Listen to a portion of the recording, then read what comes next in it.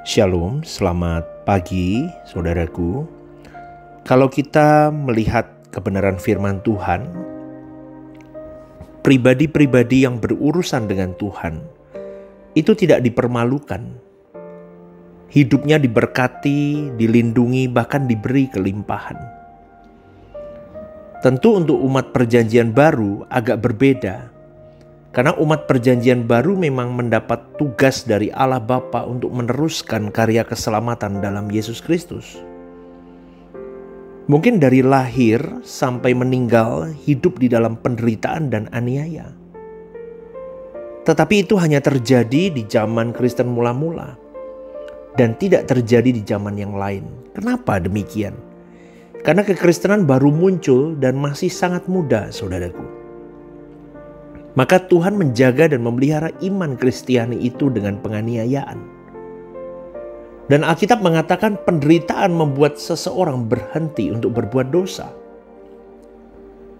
Orang-orang kafir atau orang-orang yang beragama non-Kristen atau orang-orang beragama Yahudi masuk Kristen dengan karakter atau watak yang buruk yang mereka miliki sebelum menjadi Kristen harus disempurnakan Tuhan.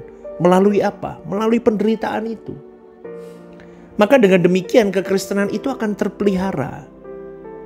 Ini digambarkan dalam Wahyu 12 di mana wanita itu menggambarkan gereja Tuhan atau iman Kristen yang dipelihara di padang gurun. Padang gurun itu berbicara ketidaknyamanan, saudaraku. Tetapi itulah pemeliharaan Allah atas kekristenan. Tapi itu hanya berlaku pada gereja awal. Abad mula-mula ketika abad pertama dan abad pertengahan kedua. Setelah itu kekristenan mulai diterima. Ini adalah kasus khusus, saudaraku. Orang-orang Kristen pada abad awal dan pertengahan abad kedua adalah orang-orang Kristen yang memang mendapat hak istimewa yang tidak akan pernah mereka sesali di kekekalan.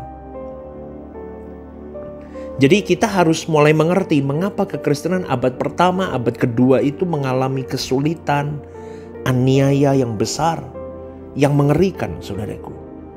Karena pada intinya orang-orang yang berurusan dengan Allah bisa melihat bahwa mereka tidak dipermalukan.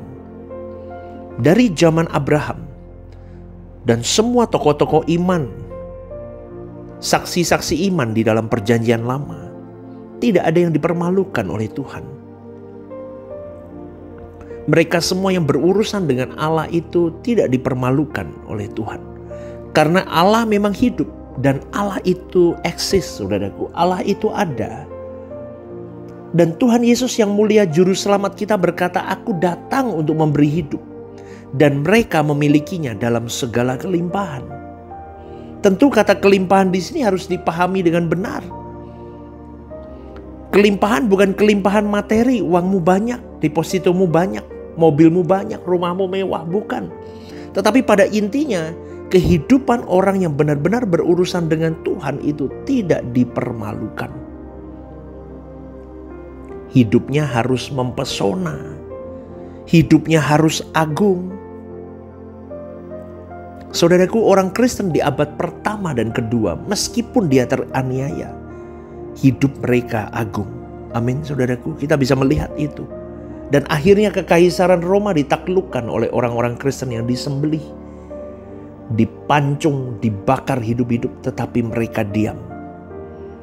Mereka diam. Sekarang kita tanya kepada diri kita masing-masing, apakah kita hidup ini kita punya keberanian seperti orang-orang Kristen di abad awal-awal itu, saudaraku? Apakah kita memiliki sengatan pesona kehidupan yang bisa menyengat orang di luar sana yang tidak mengenal Kristus melalui hidup kita? Bagaimana kita bersaksi dalam hidup ini? Bagaimana kita bisa berkhotbah? Bagaimana kita bisa mengajar kalau hidup kita tidak memberikan pesona, tidak ada sengatan keagungan Allah dalam hidup kita? Memang keagungan yang dimiliki oleh orang percaya yang benar tidak selalu dapat dilihat. Karena orang-orang yang bengkok hatinya, mereka tidak akan dapat melihat kemuliaan Allah dalam kehidupan orang Kristen yang hidupnya benar. Bahkan mereka sengaja akan membusukkan orang Kristen yang benar. Tetapi yang jelas saudaraku, orang yang berurusan dengan Tuhan tidak akan dipermalukan. Pasti hidupnya akan menyengat, berbau harum, dan mempesona saudaraku. Jadi kalau hidup kita tidak mempesona, tidak ada sesuatu yang istimewa, ada yang salah dengan hidup kita ini. Ada yang keliru berarti. Tuhan Yesus berkata, "Aku datang untuk memberi hidup." Supaya mereka memiliki hidup itu dalam segala kelimpahan. Itu yang diingini oleh Tuhan Yesus. Kalau kita sebagai pendeta, sebagai hamba Tuhan, sebagai aktivis gereja, kita tidak menikmati, tidak mengalami kelimpahan di dalam Tuhan Yesus, maka kita tidak bisa membagikan itu kepada jemaat dan orang-orang yang kita kasihi. Karena kita tidak bisa menularkannya kepada mereka. Jemaat yang tidak memiliki kemuliaan Allah tersebut, dia juga tidak bisa membagikan kepada orang lain. Orang-orang yang kita kasih yang tidak memiliki kemuliaan Allah juga tidak bisa membagikan kepada orang lain. Itu berarti dia atau mereka tidak bisa menjadi saksi. Padahal Tuhan Yesus berkata, "Bapa mengutus aku mengutus kamu."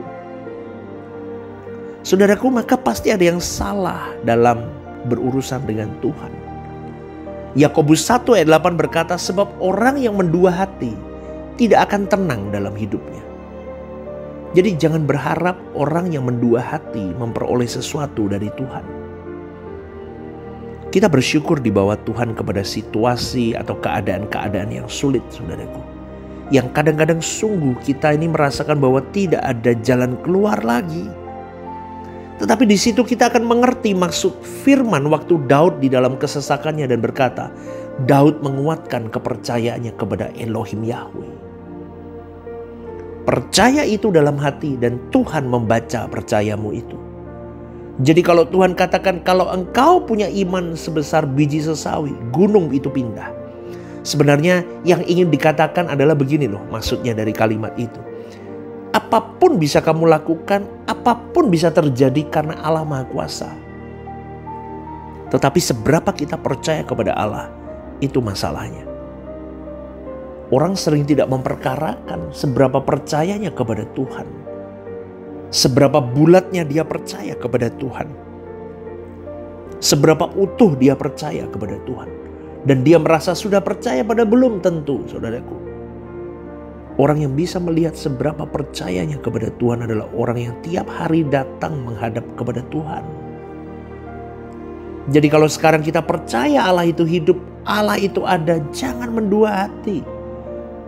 Cintai dia dengan bulat, cintai Tuhan dengan penuh. Percaya penuh kepadanya.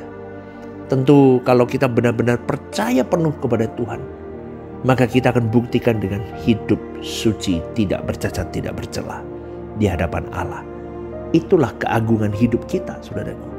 Maka pada pagi hari ini, saudaraku, sekali lagi, pada intinya orang-orang yang memang mau berurusan dengan Tuhan sungguh-sungguh, memerinci setiap jengkal hari hidupnya, setiap saat apa yang dia lakukan. Tidak pernah orang-orang seperti itu dipermalukan dalam hidupnya. Dari zaman perjanjian lama sampai hari ini, Tuhan tetap hidup. Tuhan tetap ada dan Tuhan tetap bersama dengan kita. Maka mari kita berjuang bersama, saudaraku. Ya, selamat pagi dan Tuhan memberkati.